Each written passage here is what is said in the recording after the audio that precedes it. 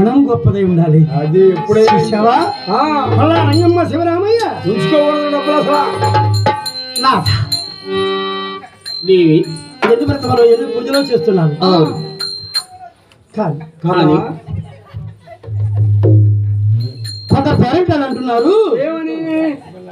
రంగమ్మ రంగమ్మ ఎన్ని పూజలు చేసినాను స్త్రీకి నాగరాజు నాగమేశ్వరం దోషం ఉంటే సంతానం కలిగి భర్త అవును ఈనాడు నాగవేచంతకి వెళ్ళి అవునులే. ఈ నాగదోషం పోయి మనకి సంతానం కలగాలంటే మరెన్నింటప్పుడైనా చేయాల్సిందే.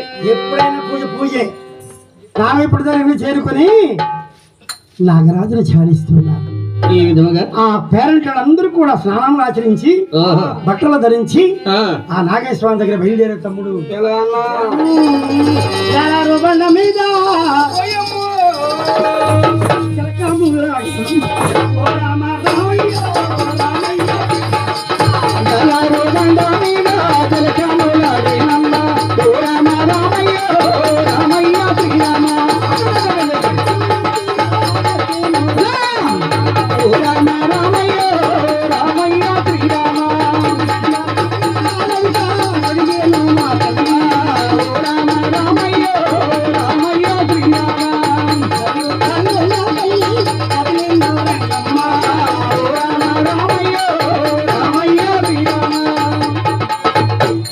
నాగమయ్య పుట్ట దగ్గర చేరుకున్నారు గ్రామ పేరెంట్ కోటేశ్వరుడు వారి ఆగే ప్రసక్తి లేదు. గోపాలు అవును పుట్టకోమలు గుడిస్తూ నాగరాజుని పసుపు కుంకుమతో పూజ చేస్తూ చేసిన బాకీలన్నీ తీరుస్తూ చూసావా నాగరాజుని ధ్యానిస్తున్నారా అడిగిన ప్రమాణటువంటి గ్రామంలో నాగరాజా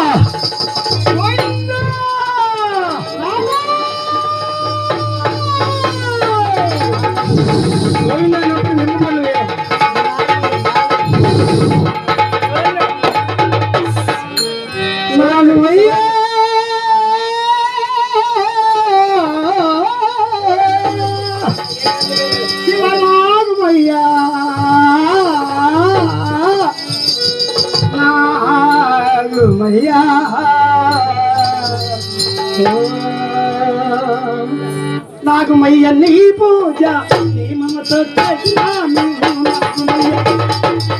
నాగమయ్య నీ పూజ నీ మమతో చేసినాను నాగమయ్య నీ సేవ ధనముతో చేసినాను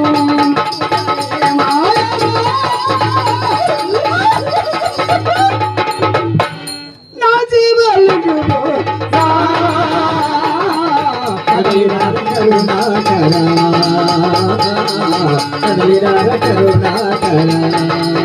నాగమయ్య నీ పూజ నీ మమతో చేసినాము నాగమయ్య నీ సేవ ధ్యానముతో చేసినాము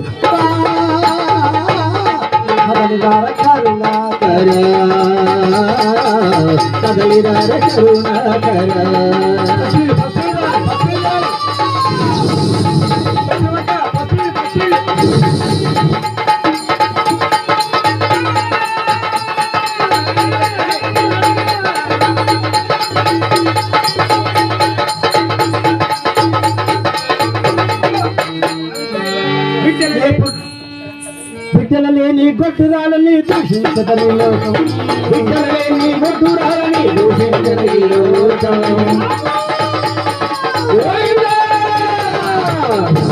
బిడ్డలలేని గొడ్డురాలని దూషించదని లోకం బిడ్డలలేని గొడ్డురాలని దూషించదని లోకం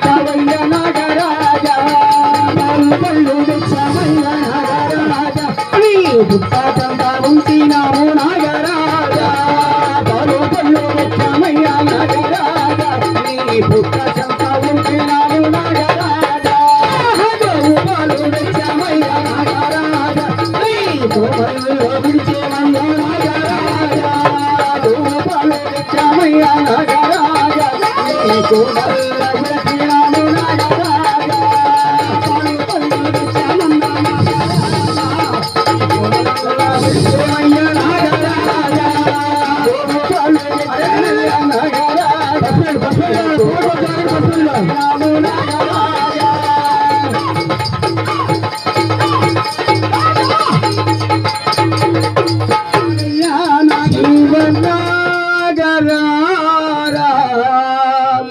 నా తండ్రి రారా నా తండ్రి రారా అంతులేదురన్నా నాగన్నా ఓ నాగరా తండ్రి రారా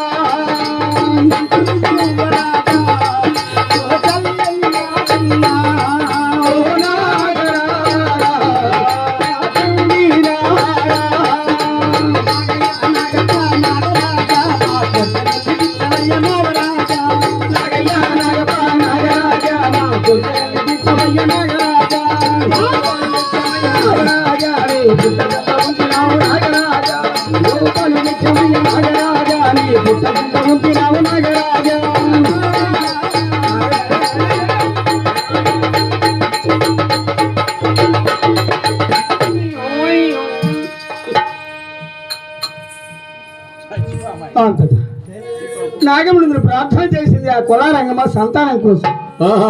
నాగముందుడు కరుణించలేదు, తిరిగి గృహానికి చేరుతుంది పాప.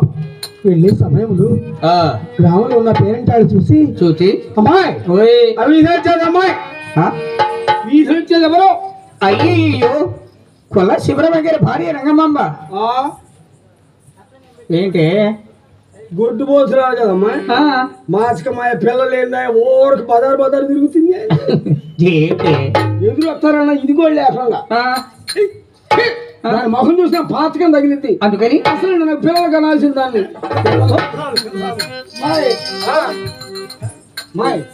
ఏంటే పిల్లలు కనాల్సిందని వాళ్ళు అసలే పిల్లలు కనాలమ్మా. పిలుచుకెళ్ళి అవసరం పేరెంట్స్ ఆగిపోతే అట్టాటి కాళ్ళు దొక్కుతున్నాయింది. అట్టాటి వాళ్ళని కాళ్ళు దొక్కిపోతే మంచిదని చెప్పి మా కోడలు రంగమ్మ గృహానికి వచ్చి అది పడే బాధ ఏంది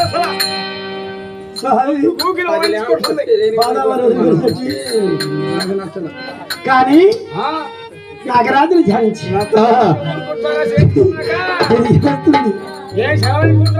ఆ గ్రామంలో పేరెంటాలు గొడ్రాలు అంటున్నారు. గృహానికి చేరుకొని మోకాళ్ళు ఎరగొట్టు వేరే దేవి దేవి ఇది నాడు వీధిని వస్తుంటే నాగరాజు కరుణించలేదు నాదా. అవును దేవి పేరెంటాడు అంటున్నాను ఏమని బిడ్డలేని గొడ్రాలు రంగమ్మ మాటకమ్మ రంగమ్మ దేవి ఉదయం లేచి దాని ముఖం చూసిన పాపం అంటున్నారు స్వామి రంగమ్మ బాధపడుకు దేవి. ఉదయం కాకముందే చూస్తున్నారు బ్రహ్మదేవుడు బ్రహ్మత్య పాత్ర మాటలా. అవును దేవి. అవును దేవి ఆ బ్రహ్మదేవుడు మన మొదట ముందు విలరాసి ఉన్నాడు. అలాగనే జరుగుతుంది. సంతాన భాగ్యం అనుకున్నట్లయితే తప్పకుండా సంతానం లభిస్తుంది దేవి. చింతించుకు దేవి. ఇంకెక్కడ సంతానం లేదు స్వామి దేవి. ఏదో కాలక్షేపంగా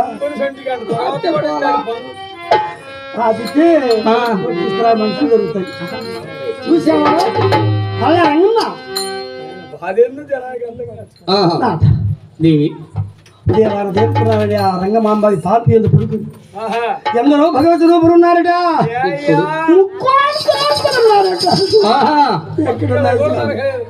ఈ భక్తురాలి మరి అలగించిన దేవుడే లేడా? ఈ సంతాన యోగ్యత లేదా? గోడు గోడు నా దుఃఖించనమ్మా.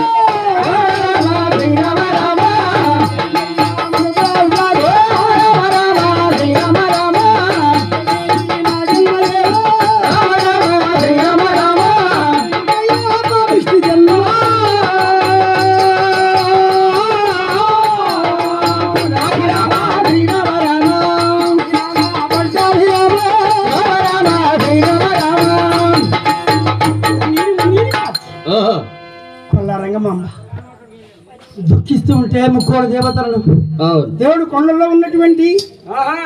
ఆ వెంకటేశ్వర స్వామి చూచాడట. సోమే ధరసమాజం. ఓహో పాపం, సంతకాడ ఒక డ్రెస్సులో ఉన్నాడు, ఇప్పుడు ఇంకో డ్రెస్సులో ఉన్నాడు. నేను భాగ్యరాలు. అవును. సంతకాడ ఈ డ్రెస్సులో లేడు. ఓ మా బాబాయ్, ఆ, ఆయనకి తెలుగుతుమ్మ కదండి చాలా ఇష్టం. అందుకనే ఇందాక ఇప్పేశాడు మొత్తం. చూసా కొరడా రంగమ్మ ఆ, కన్నీరు కాచుతుంటే వెంకటేశ్వర స్వామి అంటున్నాడట, ఏ అమ్మా, కొండ దిగి వస్తున్నాడు. ఏ విధముగా? ఆ రంగమ్మ కోసమే శ్రీనివాసుడు. ఏలా? ఆ ఏడు కొండలు ఆ ఏడు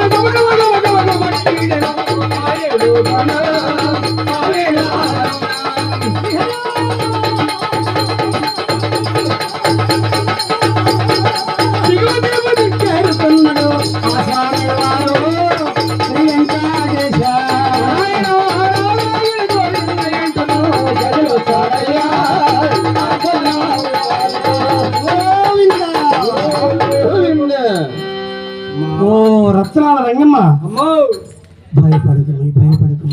ఏమిటి? నీ జాతకంలో సంతానం ఉన్నది. ఇప్పుడు కూడా అలాగే జరుగుతుంటుంది. తెల్లవా 3 వరకు కూడా పెన్షన్ తీసుకునే సమయంలో చూసావా, ఏంటన్నా? నీ జాతకంలో సంతాన యోగ్యత ఉన్నదమ్మా. ఆ? భయం లేదు రంగమ్మ అని భక్తికి మెచ్చింది.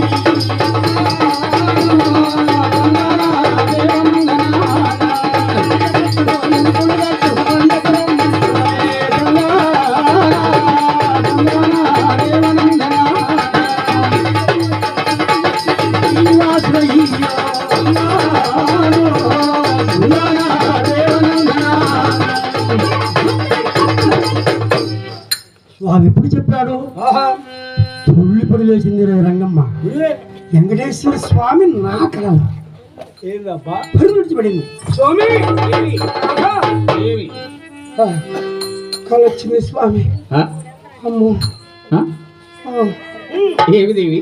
రాత్రి నా స్వప్నంలో ఆ, ఆ తిరుపతి ఏడుకోవడం స్వామి కనిపించి, కనిపించి రంగమ్మ ఆహా. నీ భార్యాభర్తలకు ఇరువురు కూడా ముడుపులు కట్టుకొని నా కొండ వద్దకు వస్తాడు. అయితే మీకు సంతానం ఇస్తానని చెప్పాడు.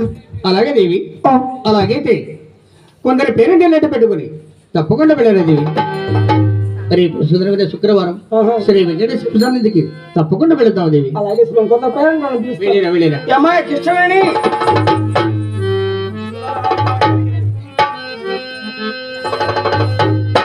అమ్మాయి ముత్తేశ్వరమ్మ, ఏంది మరి తిరుపతి వెళ్తున్నావు? వస్తారా? సరే వచ్చేది మాయ్, ఇదిగా మీ ఛార్జీలు మీరే తెచ్చుకోండి. వచ్చేటప్పుడు తల మన మీరు పొంగలు చేసుకున్నమాట. మన మిత్రులు వాళ్ళతో బయలుదేరారు. శివరామయ్య ఆ రోజుల్లో కాలినడకన వెళ్ళారు. అవును, అంత దూరం ఎలా వెళ్ళగలవు నాయన? అసలు ఎవరితో పలకట్లేదన్నా, వాహనాలు లేవు, ఏ మోసు మార్గాలు లేవు, అసలు ఎవరితో సంబంధం లేదు. ఎంతటి కోటేశ్వరం నడిచి వెళ్ళాలి. శివరామయ్య రంగమే బయలుదేరారు. కోటేశ్వరుడు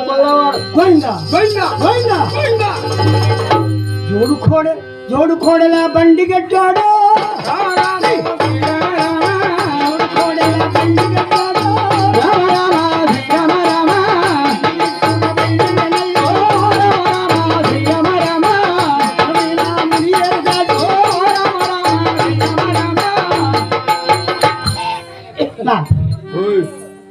పండి ఎందువల్ల దాహం దేవి? అప్పుడే దేవి దాహం వేస్తుంది స్వామి.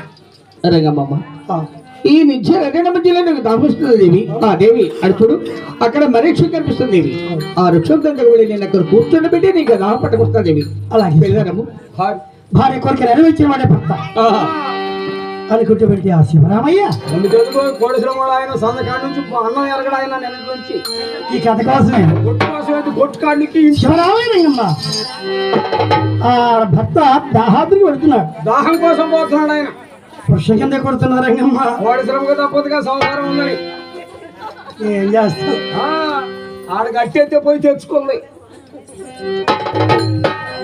చొంకల మూర్తిలో కట్టేశారు మా బావనే.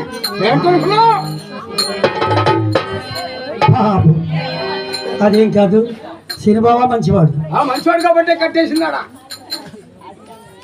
మా సంసారం మా సినిబాకి చూసావా పురుషం పైకి చూసింది రంగమ్మ. నాతో ఎందుకు చెప్పాలని కొల్లా రంగమ్మ ఏడుకొండల వాడ వెంకటరమణ. ఆ వృక్షం పైన ఎవరున్నారయ్యా? ఎవరండి? 2 దేవతా భాష బంగారు మనిషి తలా మెరిసిపోతున్నాయి. అబ్బా ఎంతటి ఘోరారణ్య మధ్యమన ఇటువంటి పుణ్యకథను కూడా చెప్పించాలి కదా అని సిండికేట్ కాలనీ వారు కాలనీ వారు తీసుకెళ్లి పెద్దవారు కూడా మన కుటుంబంతో వెళ్ళి ఆ వారి బ్రాహ్మణాచారి గారు ధర్మపత్ని రాజేశ్వరి గారు వాళ్ళ కుటుంబ కుమారులు కుమార్తెలు మనవులు మనవరాళ్ళు బంధుమిత్రులు అందరూ కూడా కలిసి వారిదే ఈ ప్రోగ్రాం గ్రామ పెద్దలు కూడా జరపడానికి నిశ్చయించారు. ఎల్లవేళ్ళు కూడా ఈ కథ చెప్పించేటువంటి వారిని చారి ఆచార్య గారిని వారి కుటుంబాన్ని కాపాడక్షించడానికి ప్రార్థన. చూసావా ఇంత అందమైనటువంటి పక్షులు ఈ అరణ్యంలో ఎలా నివసిస్తున్నాయి? ఏం చేస్తున్నాయో ఎందుకు ఉంటున్నాయా? అయినా పళ మన మెరిసి కూర్చున్నాయి. అబ్బా అందమైనటువంటి ఆ పక్షులను ఒక్కసారి ముద్దాడినా నా భ్రమ తీరు కదా అనుకుంటుంది రంగమ్మ. శివరామయ్య దహం తీసుకొచ్చాను. దేవి అలా ఉన్నవి ఆ గూడులో పక్షులు చూడండి ఎంత అందంగా మెరిసిపోతున్నాయి. ఒక్కసారి సంతానం లేనిటువంటి వారికి కుక్క పిల్లల యందు పిల్లి పిల్లల యందు బరిగడ్డ గోళ్ళ యందు ప్రేమగా ఉంటుంది కదా అని బరబర ఆ వృక్షం నుంచి పచ్చిబడి తెచ్చింది. చూడు బిడ్డలు లేనటువంటి ఆడత్రాలు రంగమ్మ అడవిలో ఆ పక్షులు చూసి అద్దు ముద్దలు ఆడుతున్నారు.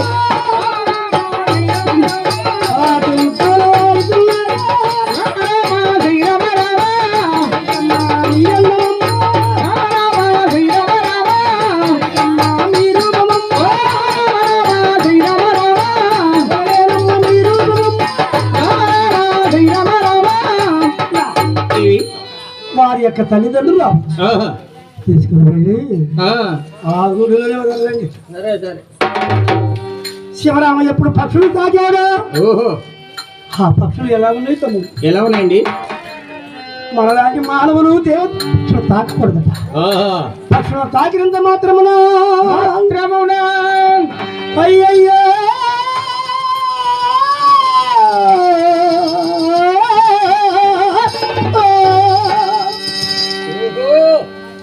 విల్ల తన్ను కలాడి బిడ్డలు ముడి వరగిపోయే.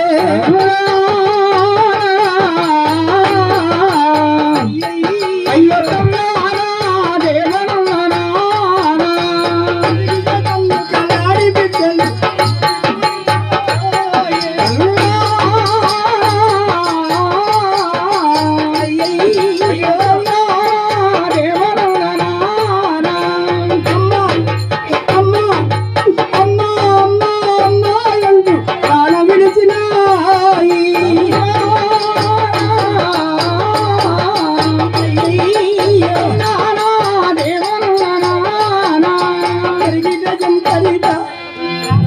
తన్నుకొని పక్షి బిడ్డల ప్రాణాలు పోయినవి. తల్లిదండ్రులు ఆ పక్షుల తల్లిదండ్రులు మేపుడికి వెళ్ళి మేపుడు తీసుకొని వచ్చాయి. బిడ్డల పలుకుటలేదు, బిడ్డల కదులుటలేదు. దేవి ఆలస్యంగా వచ్చామని అలిగి పడుకున్నట్లున్నవి. లేపు దేవి. మా లేవండమ్మా, మీకు మేపులు తీసుకొచ్చాం. కదులుటలేదే.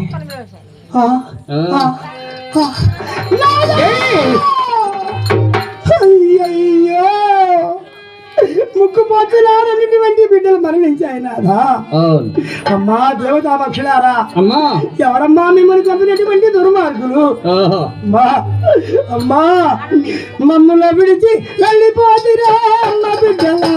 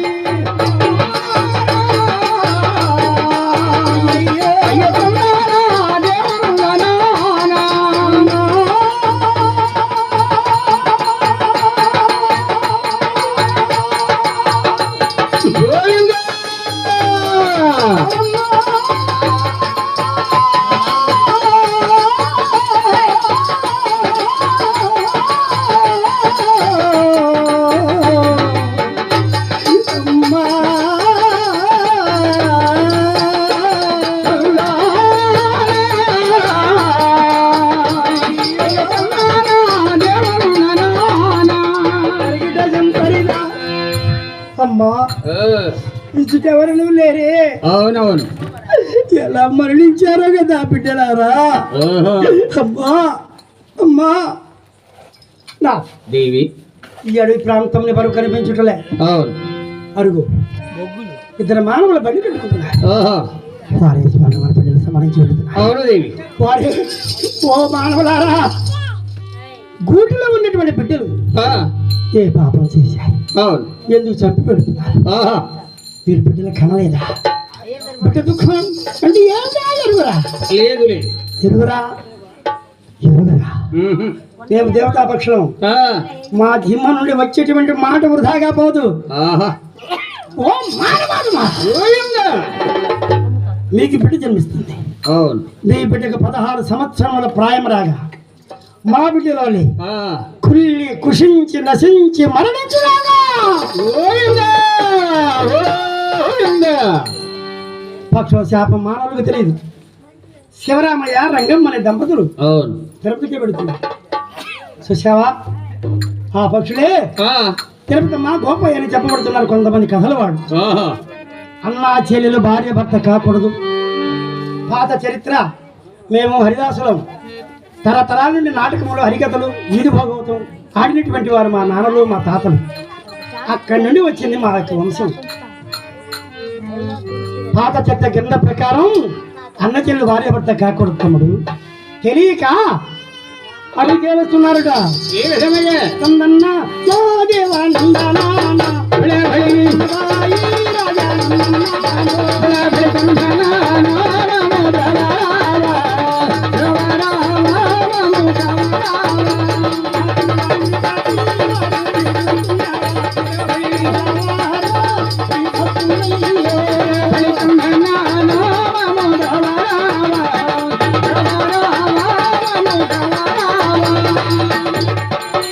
ఎగవ తిరుపతి ఎగవ తిరుపతి కూడా ఆనాటి కాలంలో కాలినడక నడిచి వెళ్ళాలి. చూసావా తిరుపతి అంత పవిత్రమైన దేవస్థానం. మన ఆంధ్ర రాష్ట్రానికి వెలుగు తెచ్చిన తిరుపతి యాత్ర భారతదేశంలో అతిపెద్ద రోజుకు 4-5 కోట్లు కానుకలు వచ్చే దేవస్థానం ఎక్కడుందయ్యా అంటే తిరుపతి మాత్రమే. తిరుమలగిరివాస వెంకటేశ్వర శ్రీనివాస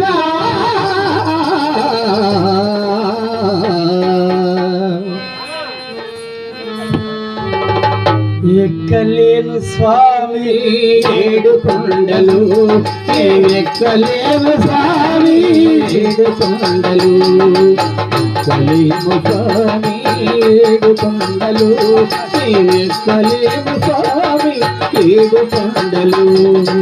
ఈ కొండకు వస్తామని మొక్కుకుంటే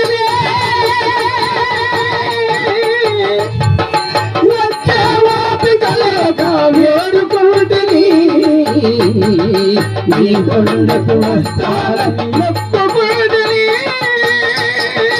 వచ్చే ఓపిక లేక మేలుకుంటిని. వారమూర్తినా నీవే భారము స్వామి, నీవే స్వామి. కొండలవాడ వెంకటరమణ శ్రీనివాస ఎక్కలేను స్వామి ఏడు కొండలు, ఎక్కలేను స్వామి ఏడు కొండలు. కొండకు కొండలెక్కలేను మేము కొండ దిగిరాము నీవు. కొండలెక్కలేను మేము కొండ దిగిరాము నీవు. కొండలెక్కలేను మేము కొండ దిగిరాము నీవు. కొండలెక్కలేను మేము కొండ దిగిరాము నీవు. మాటలకు నీ మక్కులు తీర్చే భాగ్యము లేదు. ఎవరికి చెప్పుకోను ఏమని చెప్పుకోను. ఏడుకొండలవాడ వెంకటరమణ శ్రీనివాస ఎక్కలేను స్వామి ఏడు కొండలు, నేనెక్కలేను స్వామి ఏడు కొండలు. తోడులేని వాడను నీడలేని వాడను, తోడులేని వాడను నీడలేని వాడను, తోడులేని వాడను నీడలేని వాడను. నాకున్న తోడు నీవేనని నమ్ముకుని దయ చూపవయ్య మమ్ము, దరిచేసవయ్య మమ్ము, దయ చూపవయ్య మమ్ము, దరిచేసవయ్య మమ్ము. నీ మొక్కులు తీర్చి నీ దర్శనము, నీ మొక్కులు తీర్చి నీ దర్శనము. ఏడుకొండలవాడ వెంకటరమణ శ్రీనివాస ఎక్కలేము స్వామి ఏడు కొండలు, నేనెక్కలేము స్వామి ఏడు కొండలు. స్వామిని ధ్యానించి తిరుపతికి చేరుకున్నారు. నాథ దేవి ఆ కోనేటిలో స్నానం ఆచరించి అవును దుగురాంబ నేను బట్టలు ధరించుకున్నారు. సాష్టాంగ నమస్కారం.